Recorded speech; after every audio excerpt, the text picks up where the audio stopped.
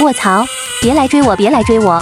奶奶，我最喜欢你了，你最漂亮了！别杀我，别杀我！你是最善良的奶奶，你是最善良的奶奶，我最喜欢老奶了！别别别别别别别别别别别别别别别别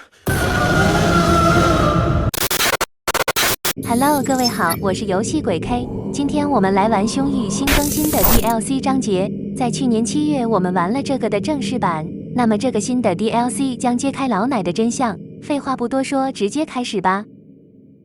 这边的话，亮度依旧调到最高。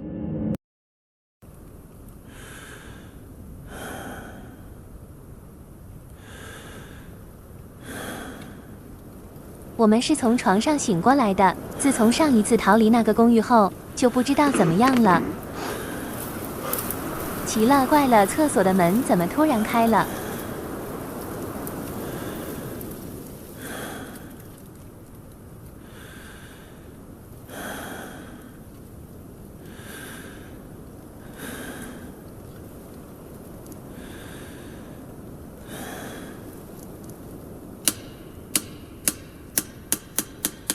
？Oh my god！ 老奶在我旁边。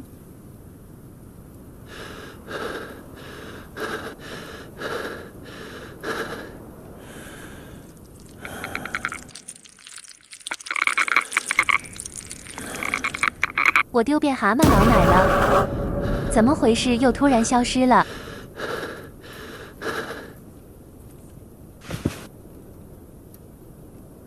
又是这个噩梦。我需要洗个脸，清醒一下。老奶应该不在这里吧？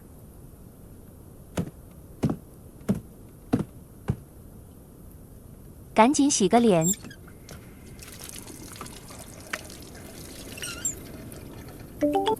什么声音？很抱歉把你卷入这个事件，他一直都在，我躲不掉。你也一样，对吧？我实在没办法了，他离我越来越近，我害怕，我真的好害怕。顾先生一直在寻找解决的方法，他告诉我他已经快要找到这个东西的弱点，但现在他也失踪了。现在可以确定的是，这种诅咒无法通过转移消失，我也不知道该怎么解除。作为补偿，当初承诺的10万我会转给你。他来了，我没时间了，我把顾先生的地址给你，如果你能找出真相，也许你能结束这一切。也就是说，我们要去解决这个老奶了。拿上背包，我们赶紧出发吧。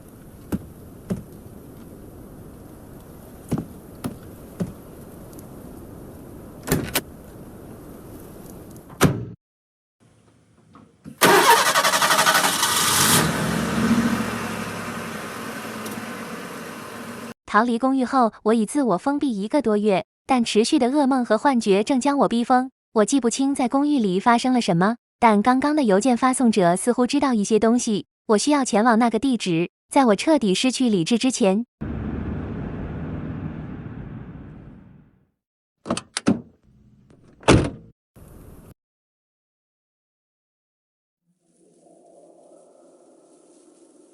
我们到了。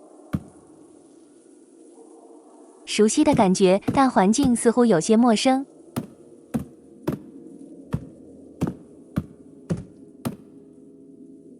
我想问一下，为什么每次都是晚上？我就想问一下，为什么我们这个速度怎么那么慢？这个速度当探灵博主真的没问题吗？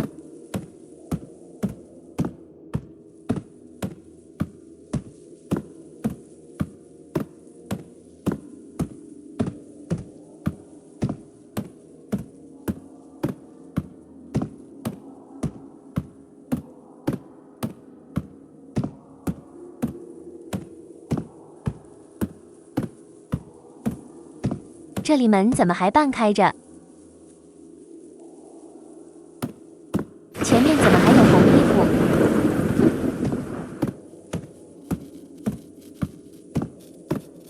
这该不会是老奶的影子吧？我靠，老奶！怎么回事？这衣服怎么掉了？完蛋，老奶要来索我的命了！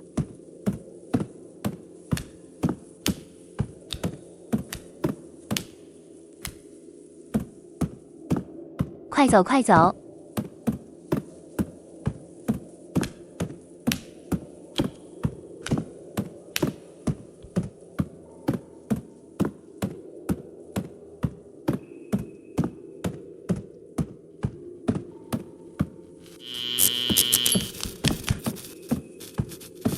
！Oh my god！ 卧槽，该死的！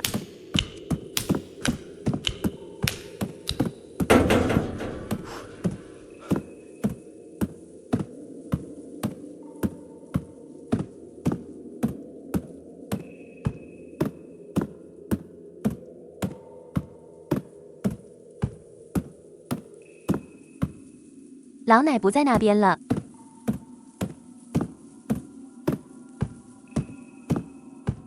应该就是这里了。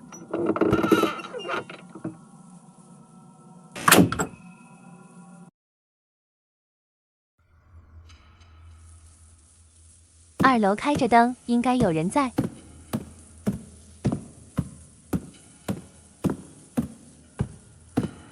这怎么就直接进去了？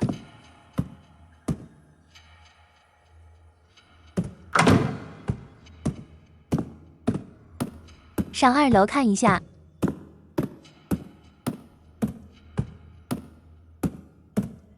开个手电筒。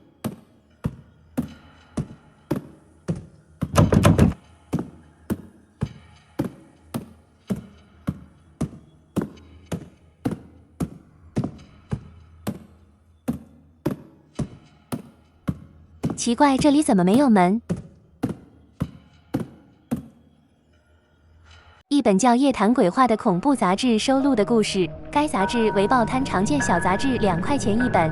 恐怖的弹珠婆婆，这篇故事是我从一个朋友那里听来的，就叫他小 A 吧。在他小时候，经常和附近的小孩玩游戏，有时候会忘了时间，直到天色黑下来，或者大人出来叫人才回家。有一次，他们和往常一样玩捉迷藏，玩着玩着，天色已经渐渐暗下来，于是他们决定玩完最后一局就回家。这最后一局是小 A 来当鬼。就在他蒙着眼睛倒数完毕开始找人时，他注意到小巷的角落处有个穿红袍子的老婆婆死死盯着他。当时他有点怕，赶紧叫其他小孩的名字，但毕竟这局他来当鬼，其他小孩只当是他在耍诈，都不应声。当他再次看向小巷时，那个诡异的老婆婆消失不见了。小 A 看老婆婆不见了，也没多想，就继续玩捉迷藏，直到大人都出来叫小孩回家了，他们才回家。小 A 一个人走夜路回去，在经过巷子的转角时，那个穿红袄子的老婆婆不知从哪个方向突然冲出来，手里拿着弹珠，喉咙里发出像喘不上气又压抑怪笑的古怪声音。小 A 说她当时吓得愣住了，而那个奇怪的老婆婆也没什么额外的行动，只是盯着她喉咙一直发出古怪的声音。这场面怎么看怎么诡异，于是缓过神的小 A 直接转身就跑，从另一条大路绕回家。回家后，小 A 和家人一块看了会电视，等到睡觉时间，他就回自己房间睡觉。但是在上床之前，他听见窗户有些奇怪的动静，似乎有什么东西在外面摩擦。当他掀开窗帘，发现是那个诡异的老婆婆，她的脸死死地贴在窗户，嘴巴不断动着，似乎还在继续发出那种古怪的声音。小 A 吓得惊叫出声，他父母闻声赶过来，但是窗户那里什么都没有。之后过了好多年，小 A 没有再看见那个老婆婆，他也渐渐把这事归为小时候的噩梦和模糊的记忆交换搅混在了一起。毕竟到现在他都想不通，那老婆婆怎么会出现在他家窗户外？他家住的可是6楼啊。那个老奶不会现在就趴在窗户上看着我吧？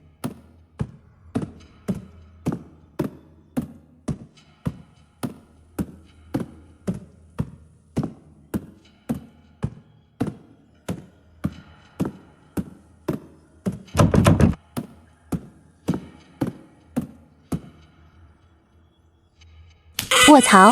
别来追我，别来追我！奶奶，我最喜欢你了，你最漂亮了！别杀我，别杀我！你是最善良的奶奶，你是最善良的奶奶！我最喜欢老奶了！别别别别别别别别别别别别别别别别别！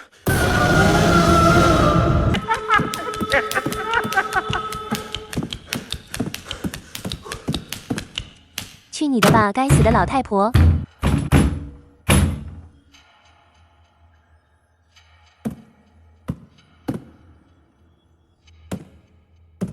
最好看看他走开没。我靠！奶奶，我错了，奶奶，我错了，我再也不敢说你了。奶奶，我错了，奶奶，我错了，我再也不敢说你了。救命！救命！救命！救命！救命！救命！救命！救命！救命！救命！救命！救命！终于能暂时逃避这老奶了。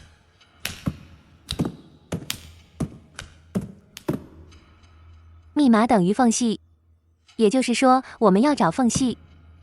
2005年6月23日，我又再次遭遇它。不对，它一直都在那里。只要意识到它的存在，它就不断地向我靠近。难道这个诅咒永远无法摆脱？2005年7月5日，我重新开始对整个事件进行调查。每当有新的线索时，它都会袭击我。这一年，我靠服用药物将意识变得模糊，只有用这种方法才能暂时躲避它的猎杀。但药物副作用很大，我开始出现记忆缺失的情况，我不知道还能坚持多久。2005年9月，当年在公寓拍摄的画面转到磁带上后，出现画面损坏的情况，只有一小段画面得到保留。诡异的是，当我观看录像时，我再次掉入到那个扭曲的世界，但这次没有怪物的追杀，只有暗红色的旷野和各种扭曲的建筑。这里这个电视机能查看什么吗？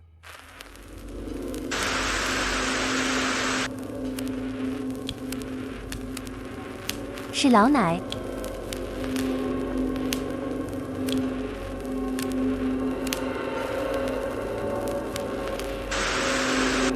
然后呢，视角给到了一把钥匙。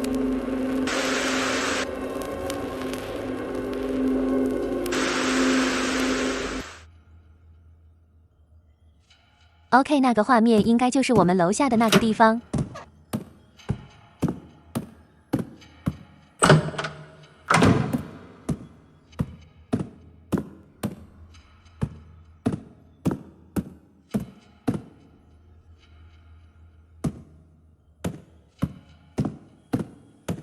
打不开，我们出去看看。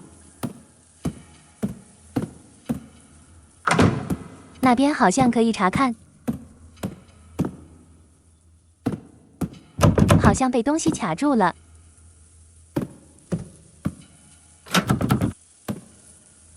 这个不能直接翻过去吗？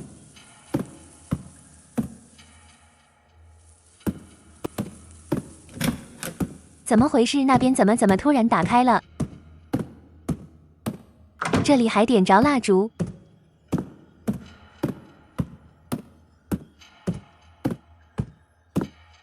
那边好像有一根长的木棒，这根棍子的长度应该足够打开厨房门后的木板。不是，我想问一下，就不能直接翻过去吗？亏我们还是探灵博主呢。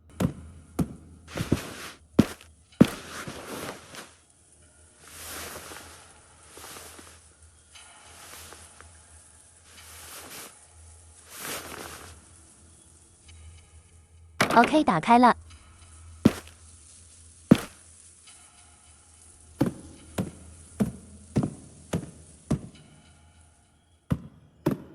找到钥匙了。不过这个钥匙是开哪一个门的？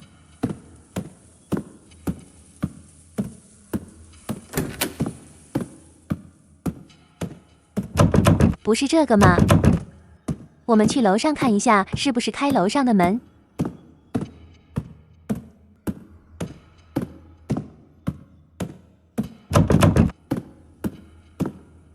哦，原来是开这个蓝色的门。这里居然还有台电脑，居然还有视频。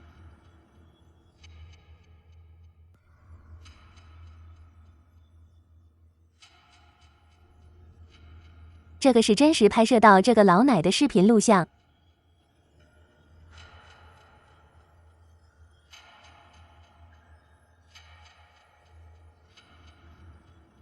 这么快就看完了。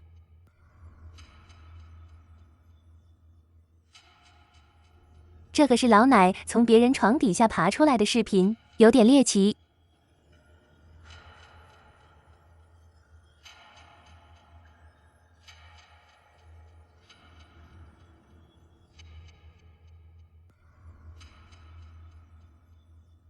奇怪，怎么黑屏了？那个动静又来了。这次按顾先生说的，把它拍下来。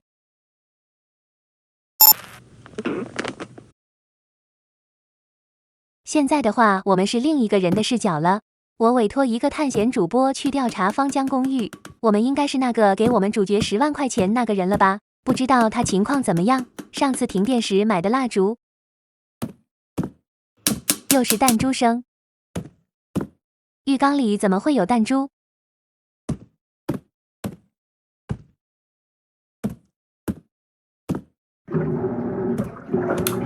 什么鬼动静？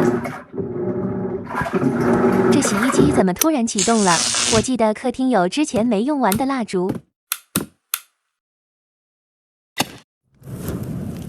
奇怪，怎么会突然停电呢？一定是那个老奶在作祟。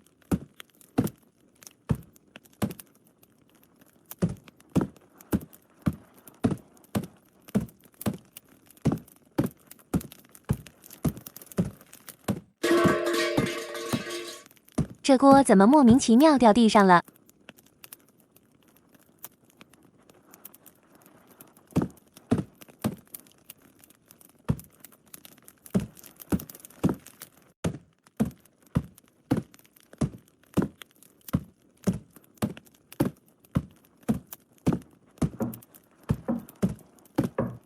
谁在敲门？奇怪，怎么没有人？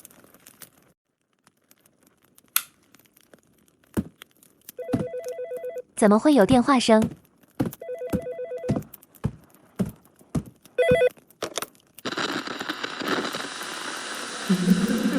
好诡异的笑声啊！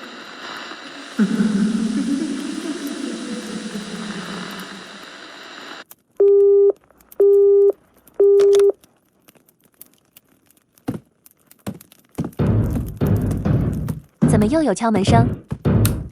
老奶在门外。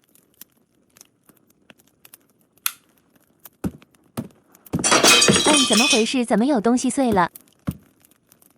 不是你怎么进来的？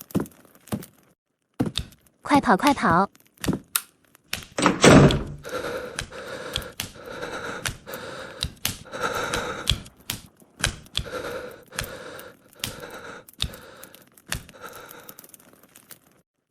我怎么感觉背后凉飕飕的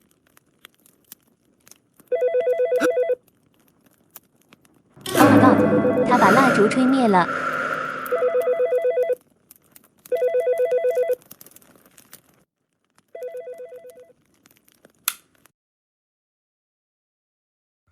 哦，原来刚才那个只是视频。这又是什么？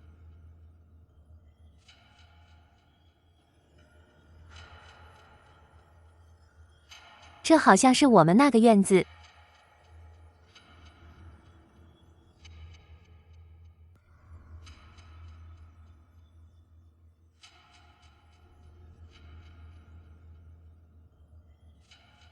有一把钥匙。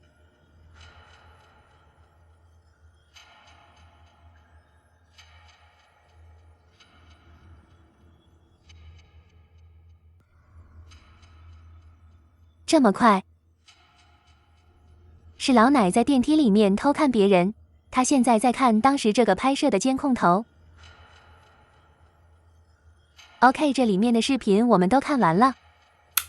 这里有一篇笔记，方江公寓原址有一个荒废破庙，据当地老人说有上百年的历史，但奇怪的是这寺庙一直以来都没有神像，也不知为何修建在这里，因为当时这块地属于很偏的郊外，所以也没人在意。直到后来方浦县发现铁矿兴建矿场，吸引大量务工人员到这里，县里也找人调研过破庙，发现并无价值，于是将这块地批给矿场修建员工宿舍，也就是现在的方江公寓。可是在挖地基的时候却挖到了，内容到这里就没了。上面还有一个寻人启事，我丢这个内容好多，这个大概讲的就是这团队的一些事情。来看一下寻人启事。姓名田淑琴，年龄84，走失时间1985年7月11日晚8点，走失地点方浦县方江路工地附近，特征身高1.61米，走失时身穿红色棉袄，如有发现请及时电话联系重酬。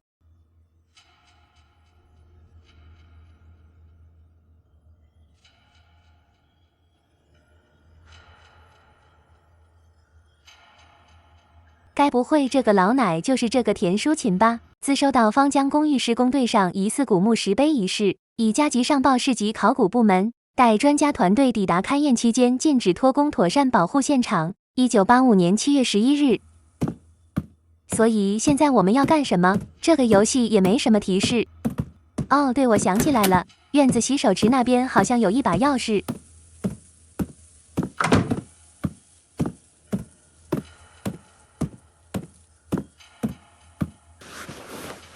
和那段视频一样，这里果然有一把钥匙。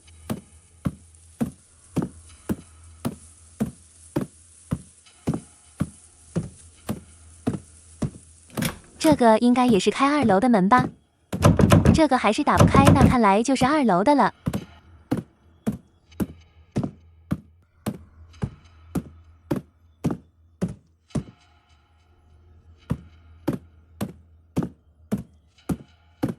是这个门的。我靠，这椅子怎么突然让出一条路？这个应该就是那个缝隙了吧？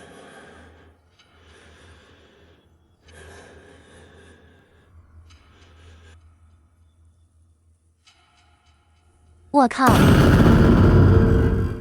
完蛋，他还在。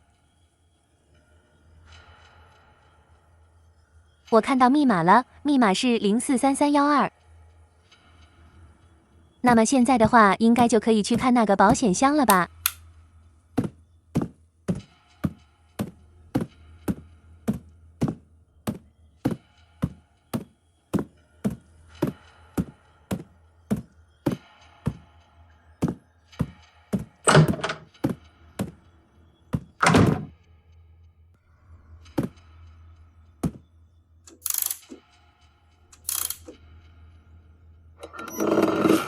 有一盘磁带。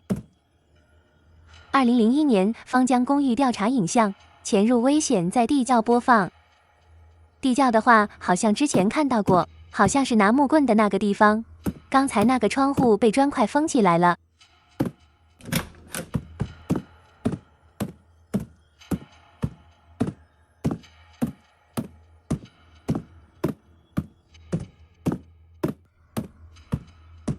就是这个。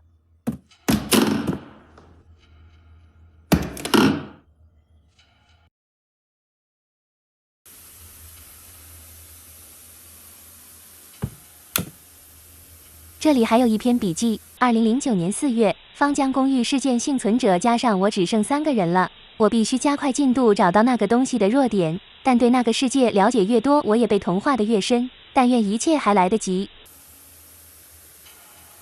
我们来播放一下这个磁带。这什么鬼地方啊？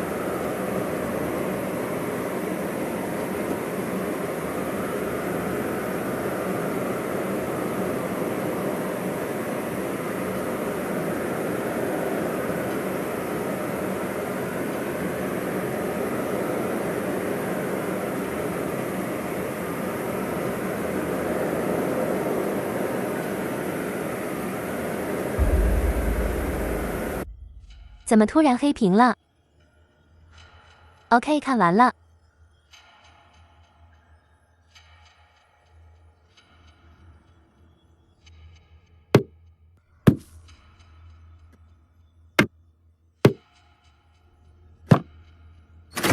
怎么回事？这天怎么变成血色了？这里的门打开了。我找到了弹珠婆婆的故事原型。所谓的弹珠婆婆其实是当地一个开小卖部为生的田姓阿婆。和故事相反的是，田阿婆在当地人口中是个慈祥的老太太。在她晚年的一段时间，她不幸患了老年痴呆，有时她会犯病跑出去，遇见小孩就当成自己的孙子塞弹珠给他。在某些情况下，确实吓到了一些小孩。在她患病后，小卖铺就关门了停业，而她的儿子从城里回来照顾她。周围邻里都体谅田阿婆，平时也帮忙照看着。直到1985年7月，田阿婆再次犯病，离家出走，而这次所有人找遍了整个县都没有找到她的踪迹。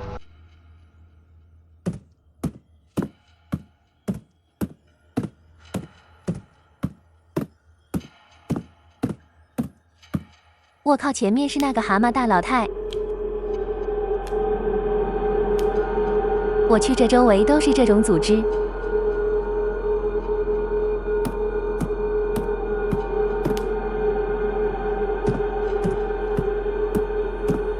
下面的东西最好别去踩。要收集4块木板。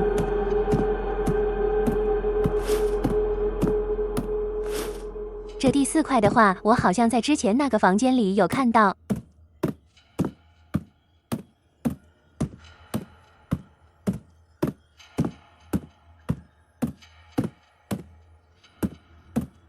果然在这里。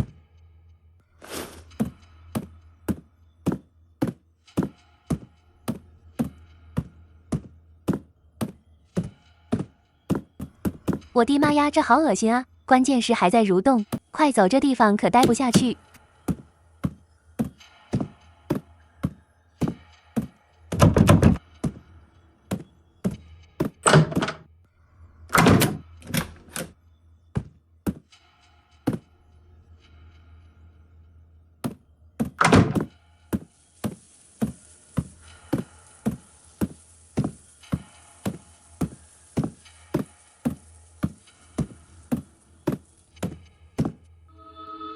我靠，蛤蟆大老太来了！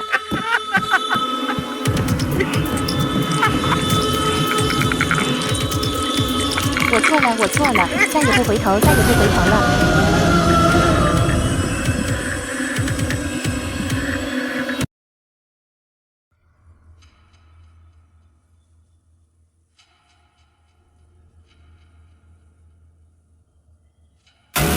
不是你们这群伟人，怎么也来了？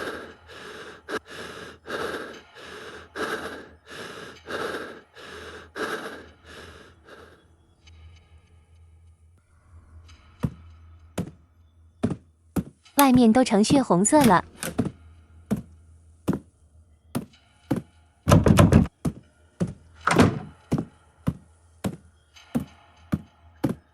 跟我们之前在那栋公寓一样，整个结构都变了。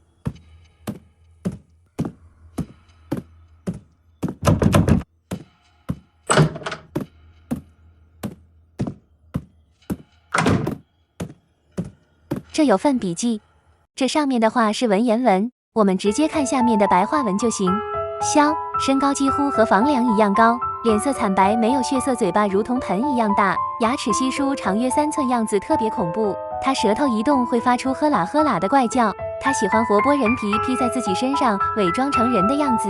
只要有人注意到他的存在，他就会盯上那个人，如同影子附在身上一样，让人无处可逃。这篇记载出古籍《荒邹风物志》，同时其形象在《聊斋志异》中也有相关描述。另外，根据你提到石碑埋藏地上面曾有寺庙，我猜测可能是古人想要将这块碑给镇压住。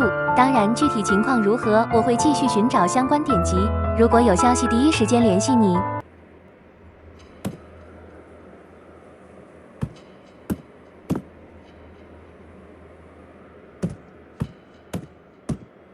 那我们的话，现在要干什么呢？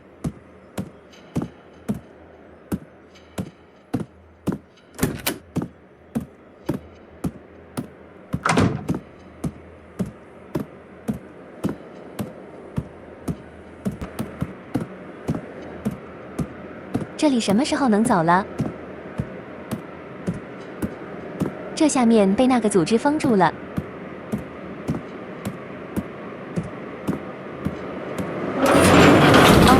怎么前面有红光？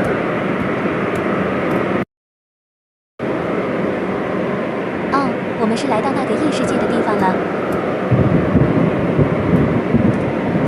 这走得好慢啊！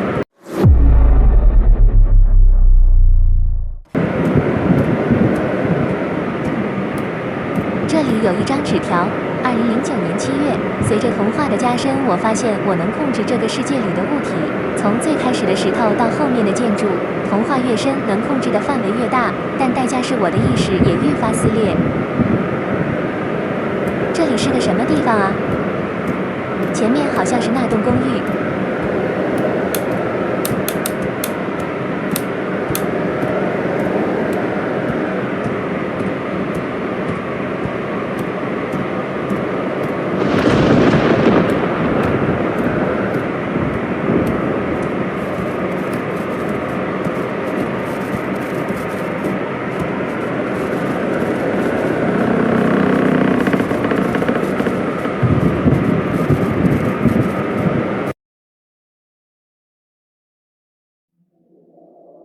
又是熟悉的感觉。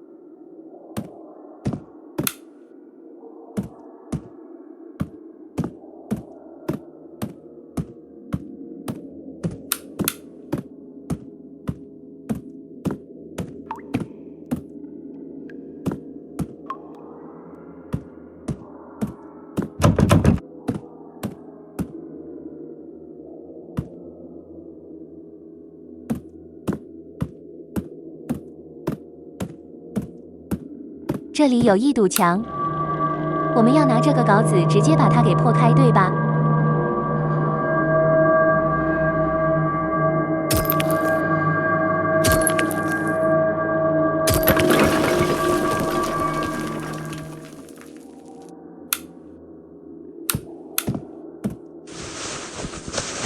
这些都是见过那个老奶的那些证据。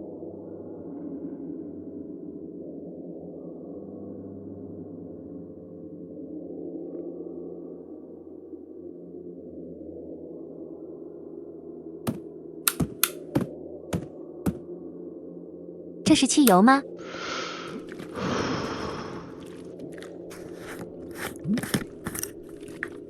我们是决定把这些都烧了。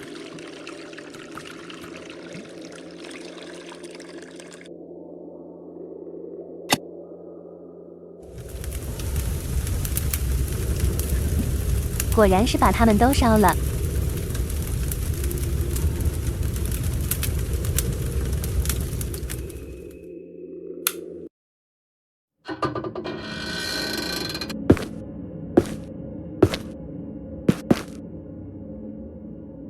我们来到当时那个矿洞了。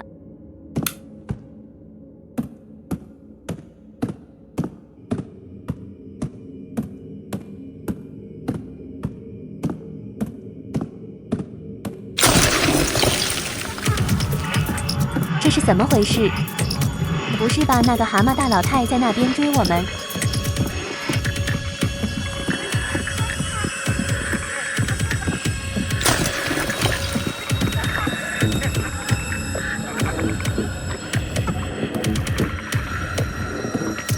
好可怕啊！就一个脑袋来追我们。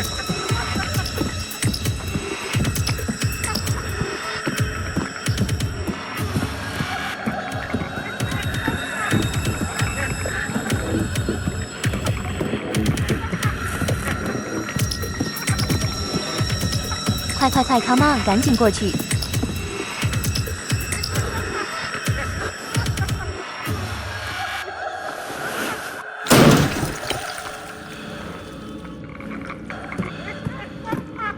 不是吧，还在追？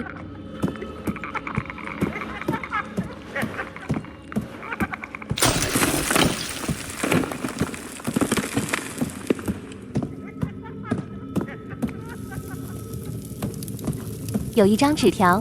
第一次尝试摧毁石碑，在靠近的时候，我的身体严重扭曲，并且肌肉严重撕裂。第二次尝试，我在靠近的时候骨头碎裂，并且昏迷。17个小时后醒来，骨头异常增生。第三次尝试只是单纯的靠近接触，没有发生异常变化。第四次尝试靠近时，内脏开始融化。放弃摧毁石碑的想法后开始恢复。为了找到石碑，我同化过身，已经成为了这个世界的产物。我任何尝试摧毁石碑的行为都会让我受到严重的反噬。变成怪物的我已经无法离开了。我会用我最后的残躯把到这里的通道打开。如果有人看见这封信，请一定摧毁石碑，这样才能斩断诅咒。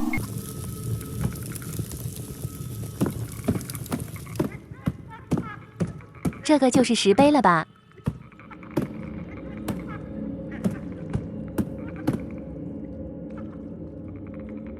我现在感受到了你的不甘和绝望。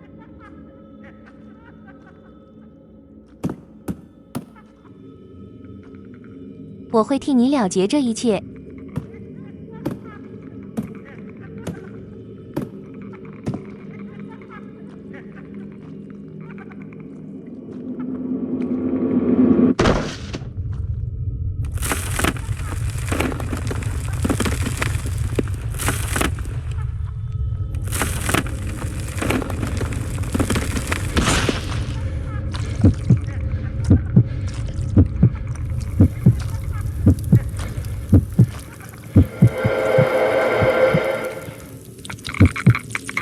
老奶，你干嘛？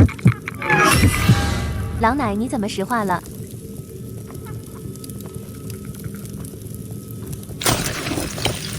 不是吧，你怎么那么脆？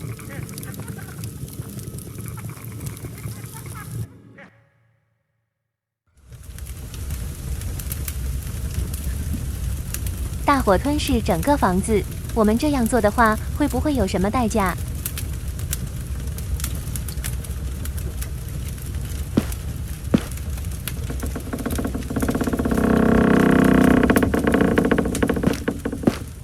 果然是有一些代价的。事后我因为涉嫌纵火去自首，但不久一个自称民俗顾问的人将我保释出来。他告诉我，同一天晚上方江公寓也突发大火，那场大火将那栋曾经无法拆除的诅咒公寓焚毁殆尽，但似乎这也间接解决了让当地头疼多年的问题，新的工程项目也终于能顺利推进。之后他询问了我很多事件相关的细节，当聊到顾志明最后的结局时，他哀伤地叹了口气。在互换联系方式后，我终于回到了家。疲倦的我睡了整整一天，没有噩梦，也没有奇怪的动静。看来这一切终于结束了。感谢游玩。OK， 那么这个凶狱也是有了一个非常好的大结局。那么本期视频就到这边，下期再见，拜拜。